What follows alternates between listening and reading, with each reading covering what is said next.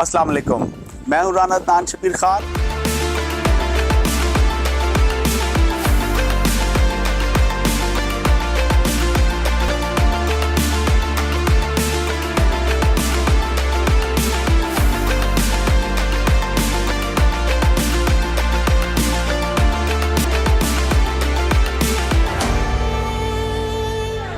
अस्सलाम वालेकुम, मैं हूँ राना अदनान शबीर खान और आप देख रहे हैं नुआए फ़िक्र। हम इस दूसरे एपिसोड में ये तलाश करने की कोशिश करेंगे कि ये 8 नेवल रिटायर्ड ऑफिसर्स कतर में क्या कर रहे थे। और हमने आखिरी प्रोग्राम यहाँ ख़त्म किया था कि हर अमीर अरब की तरह कतर भी अपनी सिक्योरिटी आउटसोर्स करता है।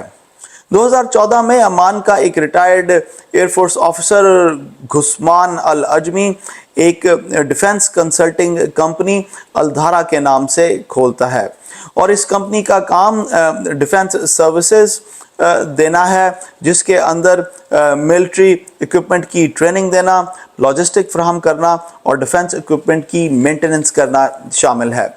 अभी आप इसी से अंदाज़ा लगा लें कि आज का जो अरब है उसे अपनी हिफाजत के लिए दूसरों की ज़रूरत है।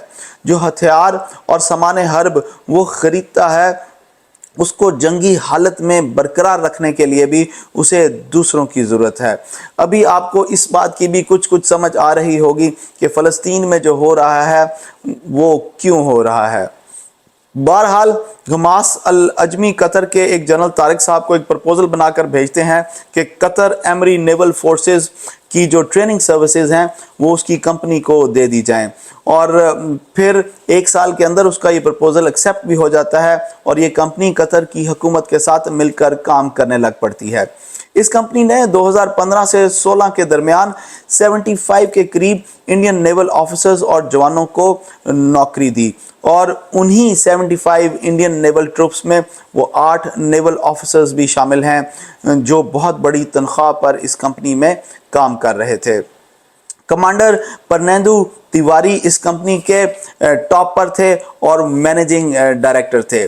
3 और ऑफिसर्स कमांडर नवजीत सिंह गिल और कमांडर सकनाकनर पकला, कैप्टन बीके वर्मा, ये तीनों इस कंपनी के नेवल डायरेक्टर्स थे। बाकी commander Amit Nagpal, commander SK Gupta और कैप्टन सौरभ, ये तीनों एग्जीक्यूटिव रोल पर थे और आखिरी साहब जो हैं वो रागेश साहब, वो एक सेलर थे। ये सब रॉ के एजेंट थे और आपने देखा कि 8 बंदे 3 टीयर्स पर काम कर रहे थे, यानी डायरेक्टर लेवल पर, एग्जीक्यूटिव लेवल पर और सेलर लेवल पर, यानी टॉप से बॉटम तक ये तकरीबन 4 से 6 साल तक इस कंपनी के मुलाजिम रहे। इन लोगों ने इटली के साथ जो कतर की एक डील हुई थी और एक नई स्टेल्थ सबमरीन फराहम करने की जो वो डील थी उसकी तमाम डिटेल्स इन लोगों ने इसराइल को फराहम की। इस सबमरीन के मिलने से इसराइल की जो अरब मुल्कों पर नेवल सुप्रीमेसी थी वो बहुत कम हो जाती। इसलिए कतर बिल्कुल नहीं चाहता था कि इसराइल को इसका कुछ पता चले, क्योंकि इसराइल कभी भी इस डील को नहीं होने देगा।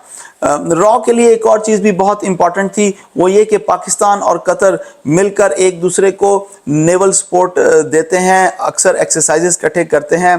तो अगर कतर को ये स्टेल्थ सबमरीन मिल जाती है तो पाकिस्तान भी इससे फ़ायदा उठा सकता है और स्टेल्थ की ये टेक्नोलॉजी पाकिस्तान को भी ट्रांसफ़र हो सकती है। 30 अगस्त 2022 की रात को कतर की security forces in 8 naval officers को उठाकर ले जाते हैं। 1 महीने तक तो किसी को पता भी नहीं चलता कि ये लोग हैं कहाँ।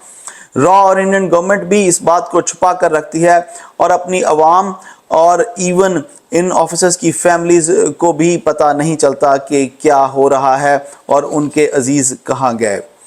बहरहाल फिर होता यह है कि रॉ ने कतर बेस्ड एक लॉ फर्म को हायर करते हैं और केस को लड़ने की कोशिश करते हैं।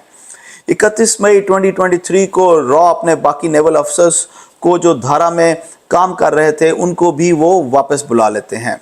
धारा ग्लोबल के तमाम कॉन्ट्रैक्ट्स एक नई कंपनी को ट्रांसफ़र कर दिए जाते हैं जिसका नाम एडवांस सर्विसेज एंड मेंटेनेंस है।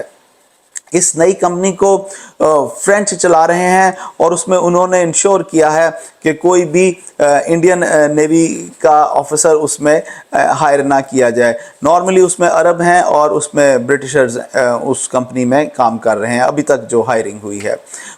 26 अक्टूबर 2023 को इन 8 नेवल ऑफिसर्स को जासूसी के इल्ज़ाम में कतर की लोअर कोर्ट सज़ा सुना देती है। अब देखने वाली बात यह है कि इंडिया के पास क्या ऑप्शंस हैं कि वो अपने इन ऑफिसर्स को किस तरीके से बचा सकते हैं। मेरे नज़दीक ऑप्शन 1 तो ये है कि ये फैसला लोअर कोर्ट ने दिया है और इस फैसले के खिलाफ इंडियन गवर्नमेंट हाई कोर्ट और फिर सुप्रीम कोर्ट में अपील में भी जा सकती है। ऑप्शन दूसरी जो है, मेरे नज़दीक पाकिस्तान के भी बहुत अच्छे तल्लकात हैं कतर के साथ और इंडिया के भी बहुत अच्छे तल्लकात हैं।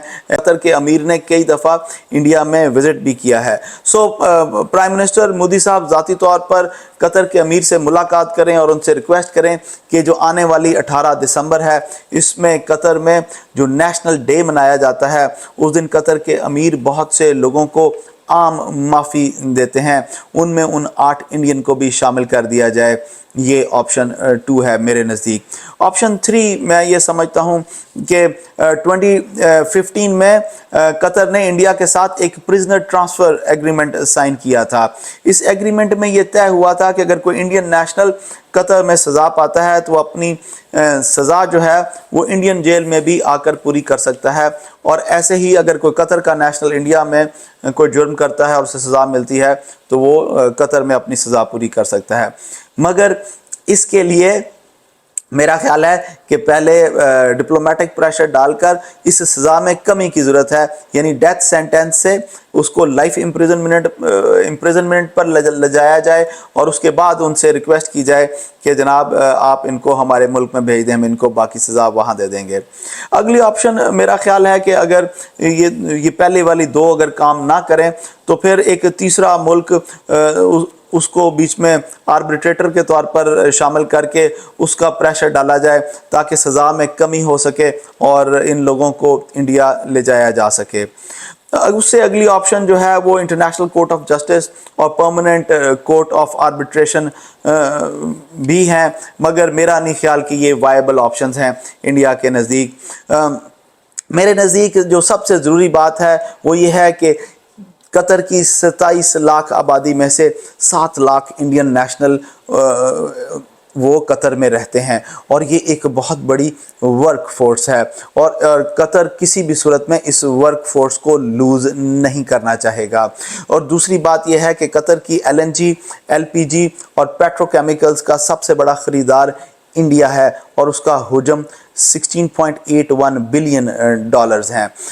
तो सबसे वायबल और बेस्ट ऑप्शन यही होगी कि प्राइम मिनिस्टर मोदी साहब कतर के अमीर से स्पेशल मुलाकात करें और उनसे रिक्वेस्ट करें कि इनकी सज़ा में कमी की जाए और फिर वे अपनी लाइफ इम्प्रिजनमेंट जाकर अपने मुल्क यानी इंडिया में गुजार सकें।